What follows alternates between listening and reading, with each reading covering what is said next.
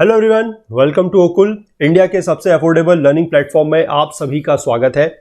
और इस कोर्स को हम लोग आगे बढ़ाएंगे अपने, that is India people and economy, NCERT class 12th geography. ठीक है, चैप्टर 4 में हम लोग हैं इस बुक के, दैट इज ह्यूमन सेटलमेंट्स की हम लोग बात कर रहे हैं, मानव बस्तियों की।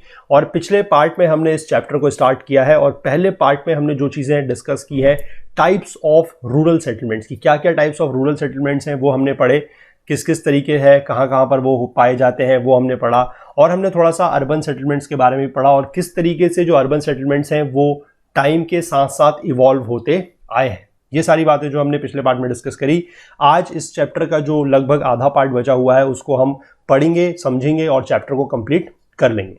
तो फिर से मैं आप लोगों से रिक्वेस्ट करूंगा कि प्लीज़ जिन लोगों को चीज़ें पसंद आ रही हैं, जो लोग वीडियो सीरीज को फॉलो कर रहे हैं, कोर्स को फॉलो कर रहे हैं, ज़्यादा से ज़्यादा लाइक करें, ज़्यादा से ज़्यादा शेयर करें। कम से कम 10 लोगों तक आप इस कंटेंट को, इस वीडियोस को शेयर ज़रूर करें। ठीक है, कम से कम मैं बोल रहा हूँ, ज़्यादा लोगों को कर पाएँ तो बहुत अच्छी बात है, ताकि ज़्यादा से ज़्यादा लोगों तक इन चीज़ों का जो फ़ायदा है वो पहुँच सके। और बाकी जो लोग चैनल पर नए हैं उनसे भी मैं रिक्वेस्ट करूंगा कि प्लीज़ आप लोग भी चैनल को जरूर सब्सक्राइब कर लें और बेल आइकन प्रेस कर लें, सो दैट कि वीडियोस के नोटिफिकेशंस जो है वो आप लोगों से मिस बिल्कुल भी ना हो।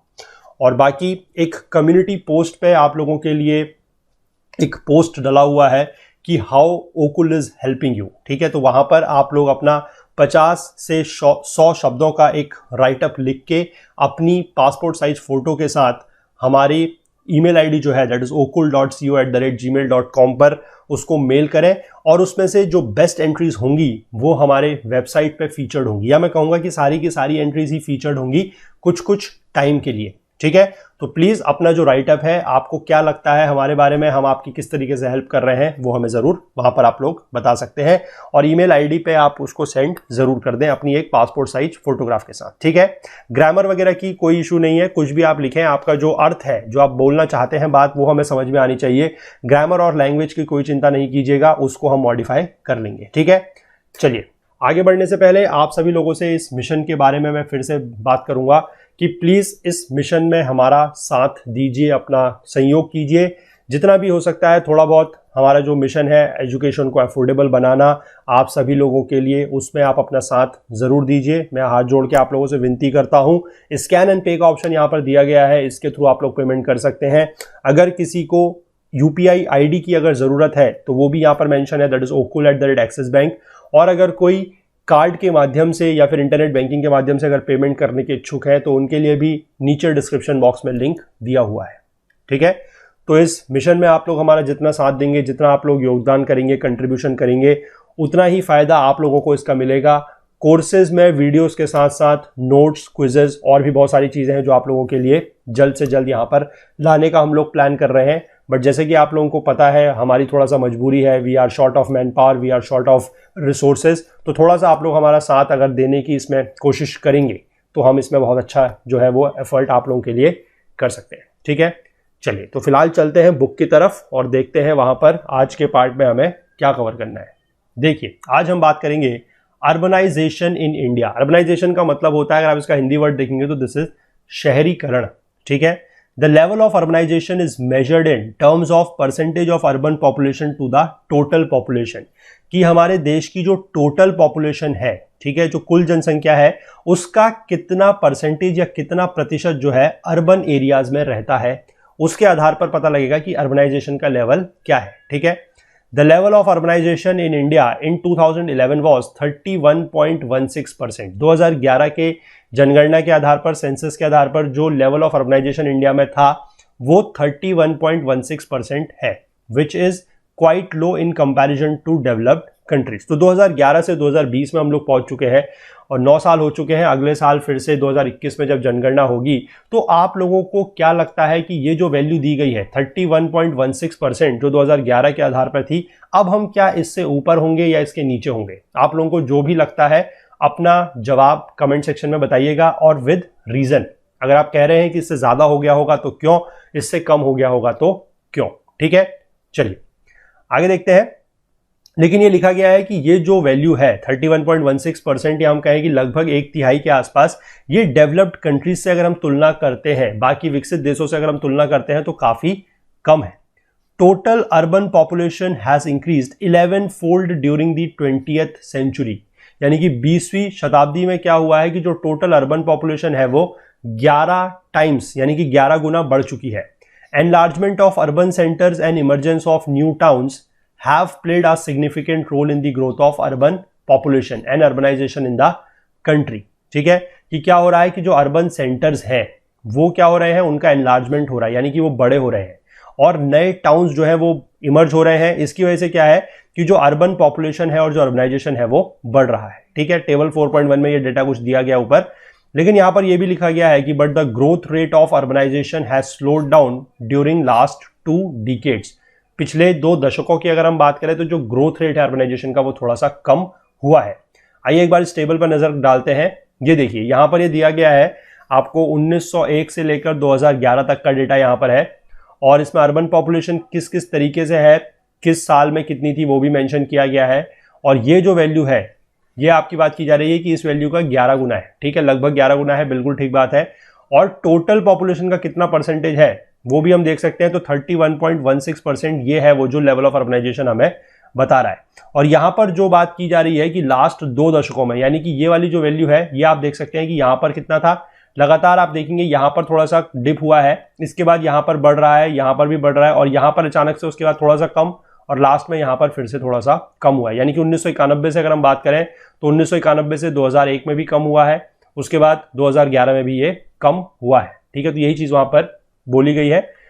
आगे देख लीजिए, classification of towns on the basis of population size. Population के साइज के आधार पर, यानी कि जनसंख्या का साइज कितना है, कितने लोग रहते हैं, उसके आधार पर टाउन्स को क्लासिफाई किया गया है। देखिए, census of India classifies urban centres into 6 classes. ठीक है, 6 क्लासेस में डिवाइड करते हैं, जो कि अगली टेबल में दिया गया वो अभी हम देखते हैं। चलिए पहले उसी को देख लेते हैं क्या है। ये है देखिए टेबल। ठीक है, टेबल में आप लोग नजर मार सकते हैं एक बार कि किस तरीके से पॉपुलेशन साइज है कि 1 लाख से ज्यादा वाले जो है, 1 लाख या उससे ज्यादा वो क्लास 1 टाउन है, 50,000 से 1 लाख से कम जो है वो सेकंड है, मतलब क्लास 2, इसी तरीके से क्लास 3, क्लास 4, क्लास 5 और क्लास 6। ठीक है, कितनी number of cities in her category में या हर क्लास में आती है वो भी यहां पर मेंशन है। टोटल अर्बन पॉपुलेशन कितना है हर क्लास में वो भी दिया गया है और percentage of total urban population कितना है वो भी यहां पर मेंशन किया गया है। ठीक है, चलिए थोड़ा सा इसमें पढ़ते हैं क्या लिखा गया है। और यहां पर ये डिस्ट्रीब्यूशन जो है एक पाई चार्ट की हेल्प से दिया गया है कि जो क्लास 1 टाउन है, ठीक है, क्लास 1 टाउन में सबसे ज्यादा जो अर्बन पॉपुलेशन का परसेंटेज है वो यहां पर पाया जाता है। ठीक है, आगे देखिए, urban centres with population of more than 1 lakh is called a city और क्लास 1 टाउन। ध्यान रखिएगा, क्लास 1 टाउन या सिटी उसको बोला जाता है जिसकी पॉपुलेशन 1 लाख से ज्यादा है। और cities accommodating population size between 1 to 5 million, 1 to 5 million की बात हो रही है, यानी कि 10 लाख से 50 लाख, उनको बोला जाएगा मेट्रोपॉलिटन सिटीज। और 5 मिलियन से जहां ज्यादा पॉपुलेशन है, 5 मिलियन मतलब 50 लाख से ज्यादा, उनको बोला जाएगा मेगा सिटीज। ठीक है, majority of metropolitan and mega cities are urban agglomerations. Agglomerations का मतलब होता है एक तरीके से आप कहेंगे कि जहां पर इकट्ठा होते हैं, ये एक तरीके से हीप कह सकते हैं। ठीक है, एन अर्बन एग्लोमरेशन में consist of any one of the following 3 combinations. 3 combinations हो सकते हैं, या तो एक टाउन है and it's adjoining urban outgrowth. Town मतलब एक छोटा शहर आप कहेंगे उसको, और उसका जो अर्बन आउटग्रोथ है, एडजॉइनिंग उससे लगता हुआ जो अर्बन आउटग्रोथ है। अर्बन आउटग्रोथ का मतलब है कि एक तरीके का छोटा टाउन आप कह सकते हैं कि जो फुल्ली टाउन के तौर पर क्लासिफाई नहीं है। ठीक है, उसको बोला जाता है अर्बन आउटग्रोथ, यानी कि कोई टाउन और उससे लगता हुआ अर्बन आउटग्रोथ जो है वो, या फिर 2 और मोर कंटिगुअस टाउन्स विद और without their outgrowth. Contiguous towns का मतलब होता है जो एक दूसरे से लगते हुए शहर होते हैं वो। ठीक है, विद और विदाउट देयर आउटग्रोथ्स। या फिर तीसरा क्लासिफिकेशन या तीसरा कॉम्बिनेशन हो सकता है कि एक सिटी है या 1 और more adjoining towns with their outgrowths together forming a contiguous spread. ठीक है, एक सिटी है या एक और उससे ज्यादा एडजॉइनिंग टाउन्स है विद देयर आउटग्रोथ्स, ठीक है, जो उनका आउटग्रोथ्स है उसके साथ, और forming a contiguous spread. Contiguous का मतलब होता है कि लगातार। ठीक है, आगे देखिए कि ये लिखा गया है यहां ऊपर जो टेबल 4.2 है, that more than 60% of the urban population in India lives in class 1 towns। ये हमने बात की है, देखिए 60%, 60.45% जो है वो क्लास 1 में रह रही है। ये यहाँ पर हम चीजें बड़े साफ तौर पर देख पा रहे हैं। और ये चीजें ध्यान रखिएगा कि ये सारा का सारा जो है डेटा 2011 के सेंसस के आधार पर है, और 2017 का जो ministry of information and broadcasting government of India है उसके आधार पर है, ठीक है। लेकिन इसका जो सेंसस है वो 2011 ही है, क्योंकि अभी 2021 में जो सेंसस होगा तब तक डेटा यही यूज किया जाएगा, ठीक है। तो 2020 में आप जो लोग अगर आंसर लिख रहे हैं, मतलब यूपीएससी का एग्जाम अगर आप कोई दे रहे हैं, तो इस तरीके का जो डेटा है वो आपको थोड़ा सा नोट डाउन करके रखना पड़ेगा, क्योंकि क्वेश्चन आ सकता है अर्बन पॉपुलेशन के ऊपर या अर्बनाइजेशन के ऊपर थोड़ा सा अगर कहीं पर क्वेश्चन आता है, तो इस तरीके के डेटा से के साथ अगर आप अपने आंसर को सब्सटैंशिएट करेंगे तो you have more chances of getting good marks, या आपको थोड़ा सा हायर मार्क्स जो है वो मिल सकते हैं, ठीक है। आगे देखिए, अब ये जो 468 सिटीज है, इनमें से 53 सिटीज या जो अर्बन एग्लोमरेशंस है वो मेट्रोपॉलिटन है। मेट्रोपॉलिटन मतलब 1 to 5 मिलियन, ठीक है, 10 लाख से 50 लाख, और 6 ऑफ देम जो है वो मेगा सिटीज है, यानी कि 5 मिलियन से ऊपर, यानी कि 50 लाख से ऊपर, ठीक है, with population of over 5 million each. और more than 1/5 of the urban population lives in these mega cities. जो ये आपकी मेगा सिटीज बोली गई है 6, ठीक है, उनमें से जो पॉपुलेशन रहता है, जो टोटल अर्बन पॉपुलेशन है उसका 1/5 यानी कि 21%, ठीक है, 1/5 मतलब 20% होता है, तो 21% के आसपास जो है वो अर्बन पॉपुलेशन इन्हीं मेगा सिटीज में रहती है, ठीक है। इनमें से अगर हम बात करें तो जो ग्रेटर मुंबई है, that is the largest agglomeration with population दी गई है 18.4 मिलियन पीपल, ठीक है। इसके बाद Delhi, Kolkata, Chennai, Bengaluru and Hyderabad are other mega cities in the centre, ठीक है। तो ये 6 हो गई, एक ग्रेटर मुंबई और बाकी एक दिल्ली, कोलकाता, चेन्नई, बेंगलुरु और हैदराबाद, ठीक है। चलिए, तो ये तो था classification of the towns on the basis of population size. इसके बाद हम टाउन्स को क्लासिफाई करते हैं on the basis of their functions, कि वहां पर क्या क्या काम होते हैं। Apart from their role as central और nodal places, many towns and cities perform specialised services. हमने बात की थी पिछले पार्ट में कि जो टाउन्स होते हैं वो नोड्स की तरह काम करते हैं। नोड्स की तरह मतलब कि वो एक सेंटर पॉइंट होता है, और वहां से वो जो एडजॉइनिंग टाउन्स या फिर एडजॉइनिंग अर्बन एरियाज होते हैं वहां पर क्या करते हैं कि गुड्स एंड सर्विसेज की सप्लाई करते हैं in return of food and raw materials, ठीक है। ये हमने बात पिछले पार्ट में की हुई है, ठीक है।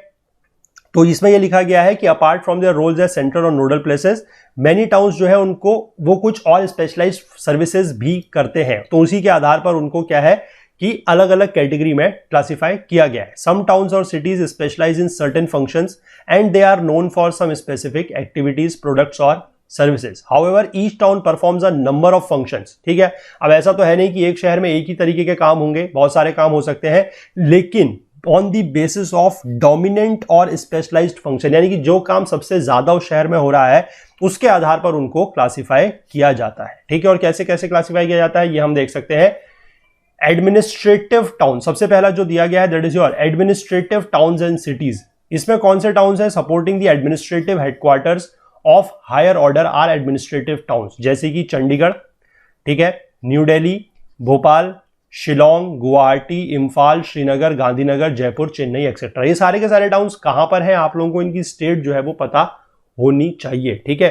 थोड़ा सा जिसमें कोई कंफ्यूजन वाला केस लगेगा वो मैं आपको बता दूंगा, बाकी यहां पर तो सारे के सारे कॉमन है, ठीक है। अगर आपको कंफ्यूजन है तो यहां पर मैं बता दूं कि Imphal is in Manipur, Shillong is in Meghalaya, बाकी सब कहां पर है ये आपको पता होंगे, ठीक है। अगला है इंडस्ट्रियल टाउन्स। इंडस्ट्रियल टाउन वहां पर होते हैं जहां पर बेसिक इंडस्ट्रीज ज्यादा होती हैं, जैसे कि मुंबई, सालेम, कोयम्बटूर, मोदीनगर, जमशेदपुर, हुगली, भिलाई एक्सेट्रा, ठीक है। मुंबई आपको पता है Maharashtra, Salem and Coimbatore are in Tamil Nadu, Modinagar is in UP, Jamshedpur is in Jharkhand, Hooghly is in Bengal and Bhilai is in Chhattisgarh, ठीक है। इसके बाद बात कर लेते हैं ट्रांसपोर्ट सिटीज की। ये ट्रांसपोर्ट सिटीज वो हैं which are primarily engaged in export and import activities, यानी कि जहां पर पोर्ट सिटीज होती हैं वो, जैसे कि Kandla port in Gujarat, Kochi and Kozhikode in Kerala, Visakhapatnam in Andhra Pradesh, ठीक है। या तो यहां पर पोर्ट्स होंगे यानी कि जहां पर एक्सपोर्ट इंपोर्ट हो रहा है, या फिर जहां पर इनलैंड ट्रांसपोर्ट होता है। इनलैंड ट्रांसपोर्ट हमने पढ़ा है, यानी कि जो ट्रांसपोर्ट आपके विद इन द लैंड होता है, मतलब थ्रू द रिवर्स वगैरह, उसको बोला जाता है इनलैंड ट्रांसपोर्ट। और जहां पर इनके हब्स हैं, जैसे कि Agra is in UP, Dhulia and Dhule is same thing, that is in Maharashtra, Mughalsarai in UP, Itarsi and Katni in Madhya Pradesh, ठीक है। आगे देख लेंगे कॉमर्शियल टाउन्स। कॉमर्शियल टाउन्स ऐसे टाउन्स होते हैं which specialise in trade and commerce, जैसे कि Kolkata in Bengal, Saharanpur in UP, Satna in Madhya Pradesh, ठीक है, आर दी सम एग्जांपल्स, ठीक है। इसके बाद माइनिंग टाउन्स, जहां पर मिनरल रिच एरियाज है, यहां पर माइंस वगैरह ज्यादा है, जैसे कि Raniganj in West Bengal, Jharia in Raniganj is in West Bengal, Jharia is in Jharkhand, ठीक है। Digboi is in Assam, Ankleshwar in Gujarat and Singrauli is in Madhya Pradesh, ठीक। इसके बाद garrison cantonment towns. Garrison cantonment towns वो होते हैं जहां पर ट्रूप्स आपकी हमेशा इकट्ठा रहती है, जहां पर ट्रूप्स जो है वो परमानेंटली सेटल्ड होती है, स्टैब्लिश होती है, they are known as your garrison towns. जैसे कि Ambala in Punjab, Jalandhar in Punjab, Mhow is in Madhya Pradesh, Babina is in the Jhansi district of UP and Udhampur is in the union territory of Jammu and Kashmir. ठीक है, ये ध्यान रखिएगा। चलिए, यहां पर कुछ जो अर्बन एग्लोमरेशंस हैं उनमें कितनी पॉपुलेशन है ये यहां पर दिया गया है। ठीक है, मिलियन प्लस सिटीज के बारे में यहां पर दिया गया है। बहुत ज्यादा इंपॉर्टेंट कुछ है नहीं इसमें सच पढ़ने के लिए। आगे इसमें जो क्लासिफिकेशन दिया गया है that is educational towns. Educational towns मतलब वो टाउन्स जहां पर एजुकेशन सेंटर्स पहले स्टार्ट हुए थे, यानी कि जो as a centre of education start हुए थे, और जहां पर कुछ मेजर कैंपस टाउन्स हैं जैसे कि रुड़की। रुड़की की स्पेलिंग गलत है, सही कर लीजिएगा, ROORKEE होता है। ठीक है, this is in Uttarakhand. Varanasi, Aligarh is in UP, Pilani is in Rajasthan and Allahabad is again in UP. ठीक है, रुड़की में आपको पता है IIT रुड़की जो यूनिवर्सिटी ऑफ रुड़की था वो बहुत फेमस है, पहले से है। बनारस में भी जो बनारस हिंदू यूनिवर्सिटी है वो, अलीगढ़ में अलीगढ़ मुस्लिम यूनिवर्सिटी है। तो इस तरीके के जो टाउन्स हैं जहाँ पर एजुकेशनल इंस्टीट्यूशंस पहले स्टैब्लिश हुए थे वो एजुकेशनल टाउन्स के तौर पर क्लासीफाई किए गए हैं। इसके बाद कुछ है रिलीजियस एंड कल्चरल टाउन्स, जैसे कि बनारस, मथुरा यूपी में है, अमृतसर आपका Punjab, Madurai is in Tamil Nadu, Puri is in Orissa, Ajmer Pushkar आपके राजस्थान में है, Tirupati is in Andhra Pradesh, Kurukshetra Haryana, Haridwar Uttarakhand, Ujjain is in MP। ठीक है, ये है as a prominence of their religious and cultural significance. यहां पर रिलीजियस और कल्चरल टाउन्स हैं, सारे के सारे आप लोगों ने कुछ कुछ जगहों पे ऐसा हो सकता है कि आप गए हुए भी हों। ठीक है, यहां पर मतलब बहुत ज्यादा आप कह सकते हैं कि फेमस धार्मिक स्थल है। ठीक है, इसके बाद टूरिस्ट टाउन्स हैं कुछ जिनको बुलाता जाता है पर्यटन शहर, पर्यटन क्षेत्र, जैसे कि नैनीताल एंड मसूरी बहुत फेमस है in Uttarakhand, Shimla is in Himachal Pradesh, Pachmarhi is in Madhya Pradesh, Jodhpur Jaisalmer is in Rajasthan, Udhagamandalam यानी कि ऊटी ये है तमिलनाडु में, Mount Abu is again in Rajasthan. ये कुछ आपके फेमस टूरिस्ट डेस्टिनेशंस हैं। ठीक है, अब बात लेकिन यहां पर फिर से ये कही जा रही है कि जो सिटीज हैं they are not static in their function, यानी कि हमेशा ऐसा नहीं है कि जो जिस कैटेगरी में क्लासिफाई किया गया है वो हमेशा उसी कैटेगरी में रहेगा। उसके फंक्शन जो है वो चेंज कर सकते हैं due to their dynamic nature. ठीक है, even specialised towns as they grow into metropolises, जब ये मेट्रोपोलिसेस में कन्वर्ट होंगे तो ये मल्टी फंक्शनल हो जाते हैं। क्यों? क्योंकि यहां पर फिर क्या है कि industries, business, administration, transport etcetera become important, और वहां पर आप कह सकते हैं कि एक से ज्यादा फंक्शन जो है वो होने लग जाते हैं। The functions get so intertwined that the cities cannot be categorized in a particular functional class। यानी कि जो functions हैं, जो अलग अलग तरीके के functions हैं वो बढ़ते जाते हैं और एक दूसरे के साथ वो इतना ज्यादा घुल मिल जाते हैं, functions intertwined हो जाते हैं, twist and turn हो जाते हैं कि फिर किसी भी शहर को, मतलब उस शहर को किसी भी एक फंक्शनल क्लास के तौर पर क्लासीफाई करना पॉसिबल नहीं है। ठीक है, तो चैप्टर बहुत आसान था, मैं आपको पहले ही बोल रहा था, और अब आपको चीजें बिल्कुल समझ में आ गई होंगी। इंपॉर्टेंट चीजें जो स्पेसिफिकली कुछ कुछ आप, एक चीज तो ये टाउन्स को नोट कर लीजिएगा, सारे नहीं, एक एक दो दो आपको याद होने चाहिए, क्योंकि कभी अगर इस तरह का क्वेश्चंस आ जाता है, ठीक है, यूपीएससी में भी कभी कभी हो सकता है इस तरह का क्वेश्चंस आप लोगों से पूछ लिया जाए क्लासिफिकेशन ऑफ टाउन्स को लेकर, क्योंकि UPSC is always been unpredictable, कुछ भी पूछ सकता है, तो छोड़ना कुछ भी नहीं है। क्लास 12th वाले जो बच्चे हैं उन लोगों के लिए तो सारे नाम याद रखना जरूरी है।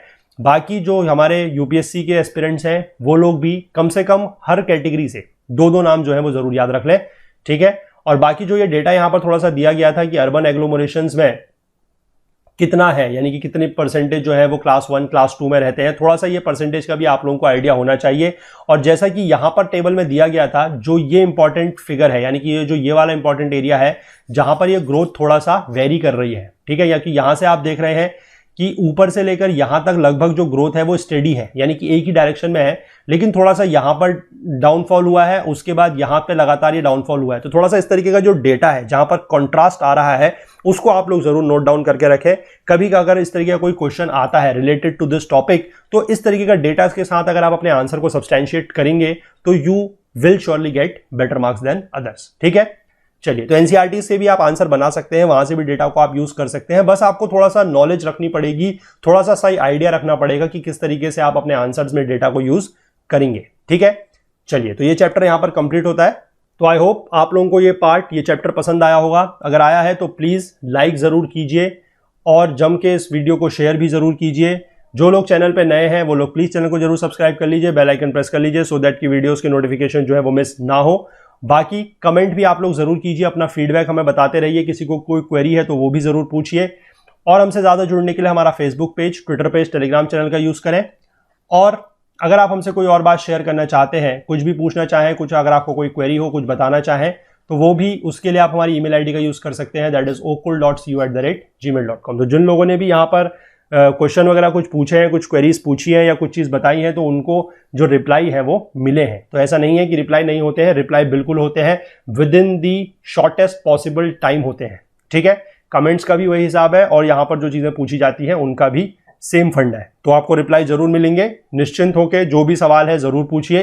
24/7 आप लोग सवाल पूछ सकते हैं, कोई दिक्कत नहीं है। जब भी हमें होगा हम उसको मिनिमम पॉसिबल टाइम में आप लोगों की क्वेरी को रिजॉल्व करने की कोशिश करते हैं। ठीक है, चलिए मिलते हैं अगले पार्ट में, अगले चैप्टर को स्टार्ट करेंगे। तब तक के लिए please do take care of yourself. Thank you, have a nice day, bye bye.